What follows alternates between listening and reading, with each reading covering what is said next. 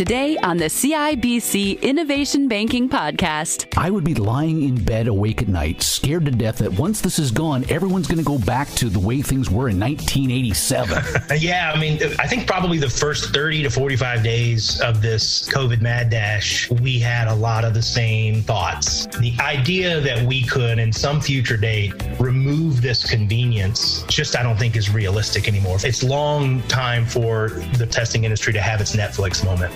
Here is Michael Hainsworth.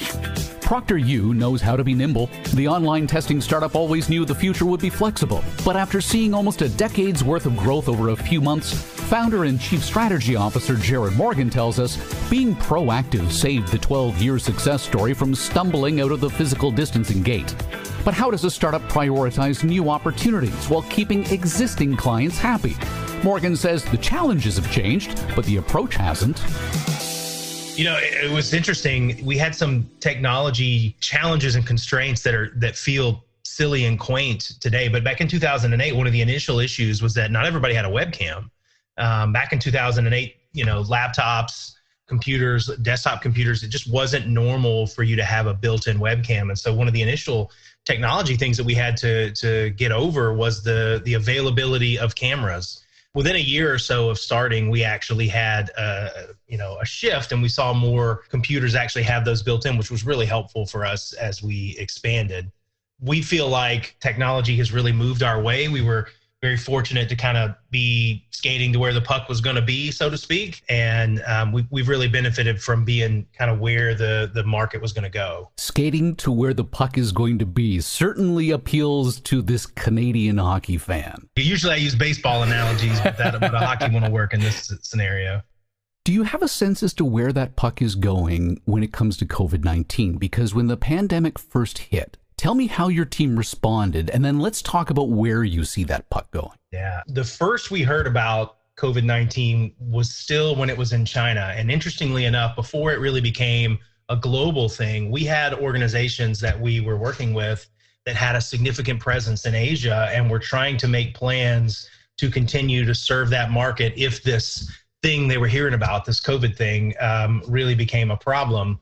And quickly, as we all know, it became a global issue, and we went from serving Asian markets to figuring out how to be ready to serve the entire world. I think the industry was really, like the rest of the world, was really caught off guard. We've been spending, ProctorU was created back in 2008, and we have been spending the last 12 years telling people that the way that we administer a test is the future of how testing is going to go. And suddenly, because of COVID, the future became immediate. It was now, because there was a lack of a physical alternative. And so the reaction from schools and from learning programs, testing programs, and certification programs that we worked with was initially panic, right? Everything had to move online.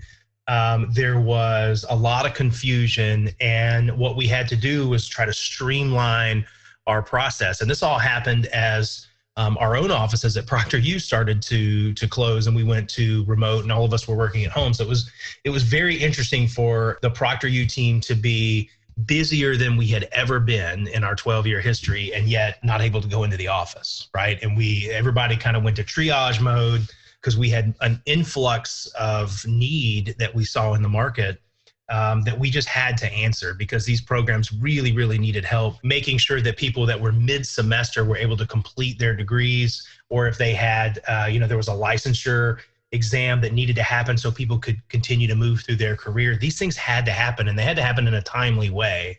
And so what we had to do was figure out, how do we get these people online quickly so that everybody that gets a grade or gets a credential in this era, it's just as valid as the ones that were given back in January or back in 2019, right? We want to make sure that people that graduate or get credits or get a certification in this era are looked at just the same as you would have looked at them in 2019.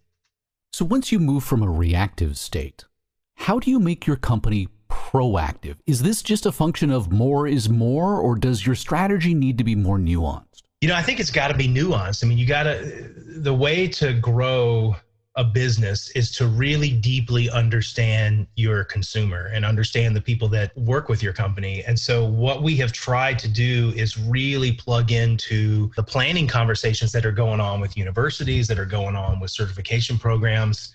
And all of us kind of read what's coming out of the media and the news and the world in real time and figure out, what does the next 12 months really look like? And we'll hear one thing, what do we really think is going to happen? And what if we think that we're going to have universities go back to campus in the fall, what backup plans do we have so that we're not in the same situation we were in when we were in the spring and had to all sprint to some kind of hybrid version without a lot of planning? So what we've been really trying to do, particularly with our higher ed clients, is most of them are all trying some sort of either hybrid or in-person attempt at a semester in the fall.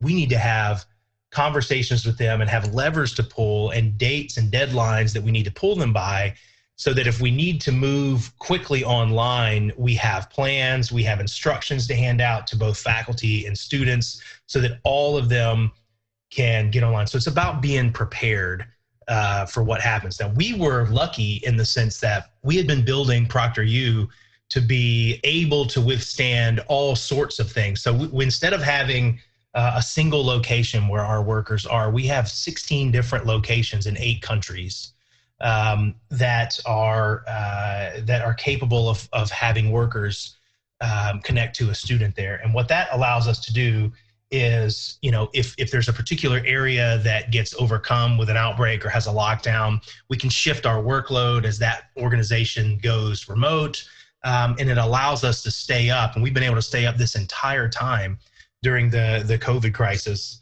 because of that flexibility. Now, I'd like to say we were really smart and saw the pandemic coming. We didn't. We actually built that kind of infrastructure because we had experiences with natural disasters and hurricanes and things like that that had brought facilities offline.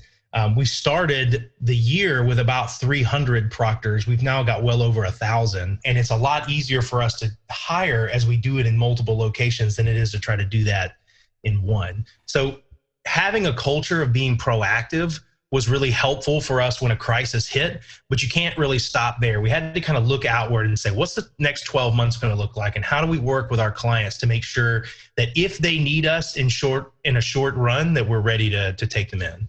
What is the most valuable lesson you've learned over the past few months from having to rapidly scale up like that? I think we've learned that everybody is not at the same place, both mentally and both organizationally, when it comes to sort of this global shift online. You know, we've had everything in culture has really moved from a very analog experience to an online experience over the last 20 to 30 years. And education and learning, not everyone was at the same place. Some organizations had been very forward thinking, and this was a relatively easy shift for some organizations because they already had a portion of their organization online. For companies, for certification bodies, for universities that were still at the very beginning stages of understanding this, it was a real challenge just getting people to wrap their head around what it takes to actually move something online properly. And what was interesting, and one of the things that we observed in the first, I would say, 60 to 90 days of this, was we started having conversations that we hadn't had in almost a decade, because there was an entire new population moving into the digital world that just hadn't really played in that space before. And some of the conversations were as simple as, why would you need to have someone ensure that someone is not cheating on an exam? Or why would people cheat on an exam? Or do people actually cheat on an exam? And we thought that was just so strange because to us it was a no-brainer, right? I mean, of course people cheat on an exam. That's just part of the human condition, right? There is, as long as there's been education, there's been a group of people that will look for shortcuts. But we actually had to go through and work through that conversation with people. Luckily, in 2020, we have enough data, not just from us, but from people in the industry, like the National College Testing Association, that have a lot of data about why students cheat and when they feel more motivated to cheat or when they feel justified that it's really not that wrong. And we've been able to kind of work through that. But the learning curve that had to happen in the span of really 30 to 60 days for these people to get online was pretty remarkable. And you just don't know where everybody is in their, migration online or their acceptance of doing that. How do you prioritize new opportunities? I can imagine you've got a lot of opportunity coming in the door.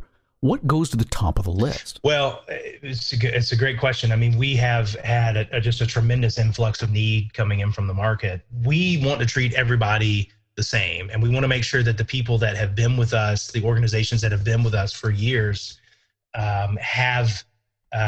feel just as serviced and welcome as the newer organizations that are coming in with very big programs now. In order to do that, we've had to rapidly expand our capacity. People generally think of proctors when we say that, but it's been more than that. It's been people inside of ProctorU, what we call like program managers and customer support workers, and everybody that it takes to stand up and manage these kinds of programs. We've had organizations come online with us that probably would have taken, us 10 years to get to a place where we're at the level of usage that we are now. A couple of them in particular, such as like the GRE and TOEFL exam, which are really widely used around the world. We went from zero to a material amount of their testing in a rapid span of time because of the lack of options.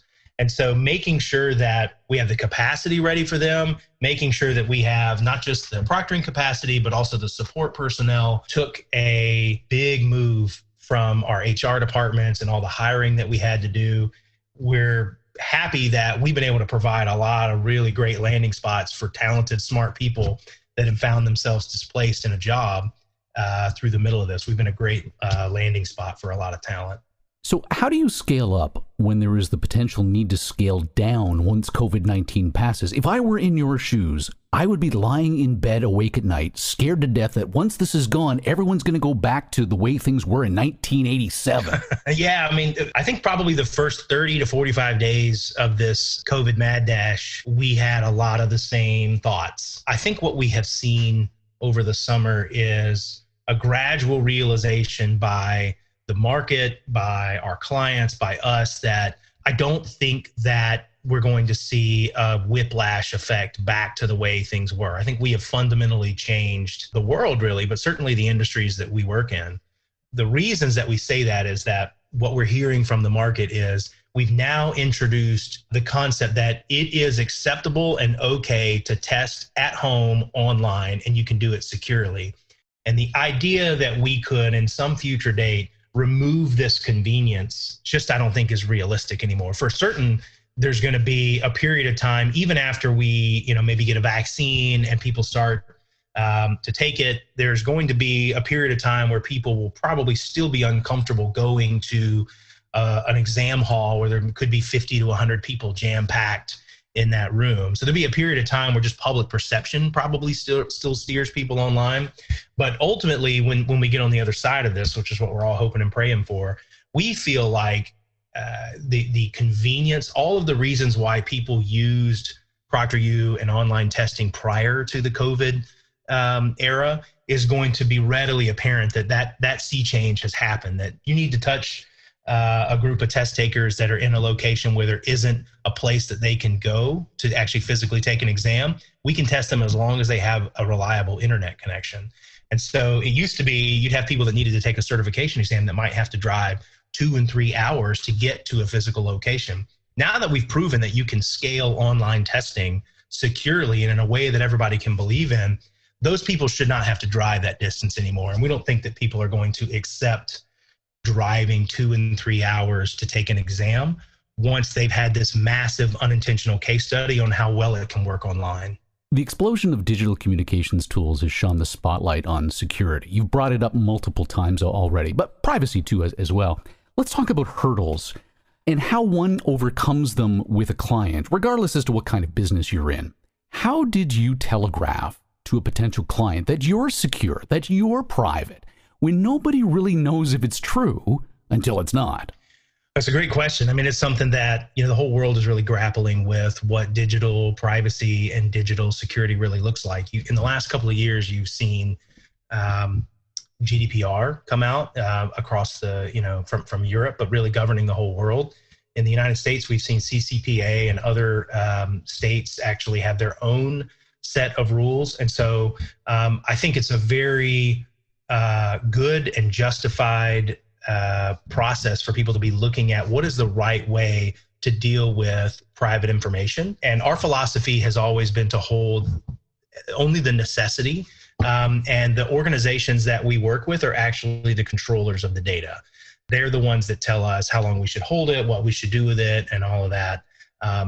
It's about making sure that we know the rules, we know the laws, and we do things both legally but also ethically, and thinking through what is the right way to do this. I think the whole world and lots of technology companies are all dealing with both of those issues, what's legal and what's ethical. And we have worked really hard to make sure that we're involved in that conversation and really trying to figure out what is the right thing to do. Not, like I said, not just legally, but what's ethical? What do the markets actually want us to be able to do with the data? And because of that, we created something called the Student Bill of Rights for education or higher education users. And that Student Bill of Rights, you can actually view online. And it is a set of beliefs and things that you should expect from any organization that is working with educational data. And we started it as really a starting place to start a conversation with both students and users and administrators to really figure out what's a rapidly evolving space and what's correct. And we've got it out there and it's open for comment so that we can, rather than try to come up with our own answers, we'd really like to engage with the markets that we serve and figure out, again, what's both legal and ethical. So there has been so much talk about how COVID will permanently change society, and I think we've touched on a bit of this here and there. What do you see as the future of education and testing? Well, I mentioned it earlier. I mean, we've been telling people for 12 years that online testing is the future, and because of the COVID situation, the future became immediate and now. For higher education, you're going to see a blending of physical and online learning. And there's already a lot of that in the industry where you see blended programs. But we think you're going to see more of that, right? You're going to see, you have the ability to attend online, you have the ability to attend on campus, and those things are a lot more interchangeable than they've been in the past. For certification programs, if you think about the way that we proctor exams online, right? We have someone sit at home and then you connect with one of our professionals and we're going to help you take the exam, monitor, make sure that all the rules are followed. There's no reason why you should have to go back to a physical location. And we think that the market is ready for that. We think that it's long time for the testing industry to have its Netflix moment, right? So if you think about the test center model that's been around for a long time, it's very much like going to a Blockbuster Video and renting a video. And what we do with online testing is very much like Netflix. And we think people now want that, expect that. People have busy lives. They don't have time to take days off of work and drive somewhere and, have to go in physically and take an exam. We allow people to take an exam 24 hours a day, 7 days a week, all days of the year. They can take it after the kids are in bed. They can take it when they're done studying. It's a much more convenient way to take an exam. And it makes a lot of sense to do that in a world that values convenience now. I love the Netflix analogy, but the scholastic child in me just had a whole heart attack at the thought of binge testing. That's a level of overachiever I don't think we see very often, for sure. Subscribe to the CIBC Innovation Banking Podcast with Michael Hainsworth at cibc.com/innovationbanking.